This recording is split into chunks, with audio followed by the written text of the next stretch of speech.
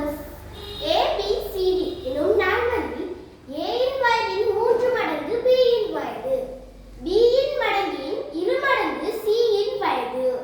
C இன் வயதிலிருந்து A இன் வயதை கழித்தால் D இன் வயது கிடைக்கும்.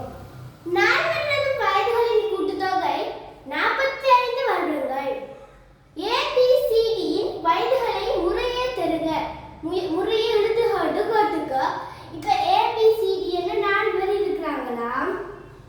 A, B, C, D என்று நால்வர் இருக்காங்களாம். இது நால்வரில் A இன் வயது 3 மடங்கு B இன் வயது. இப்போ நாங்க A ட வயது x ன்னு எடுத்தோம்னா x 3 மடங்கு 3x, அப்ப அது B ட வயது. அடுத்த கணக்கு B இன் மடங்கின் 2 மடங்கு C இன் மடங்கு. B ட மடங்கு 3x என்றா 3x ட 2 மடங்கு C rx, அப்ப rx வந்து C ட வயது.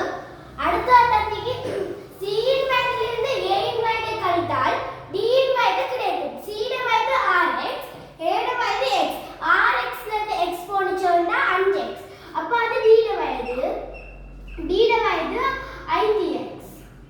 இப்போ நாங்க கண்டுட்டோம் A ட வயது x, B ட வயது 3x, C ட வயது rx, D ட வயது 5x. இப்போ இந்த அடுத்த தரப்பட்டிக்கு 4 வயதுகளின் கூட்டுத்தொகை 45 வருடங்களாம். அப்ப இங்க மொத்தமா எத்தனை x இருக்குன்னு வேணும். x 3x 4x, 4x rx 10x, 10x x 15x. அப்ப 45 வயது மொத்தமா 4 வயதுகளின் கூட்டுத்தொகை.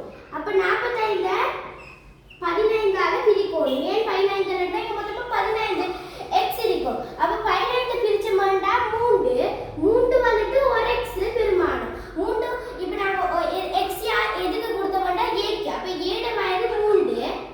அதே போல 3 மடங்குன்னா 3 9 b ட வயது. அதே போல 3 மடங்காகும் b இன் மடங்கின் 2 மடங்கு c இன் வயதுன்னா b ட 2 மடங்கு 9 18 c இன் வயது.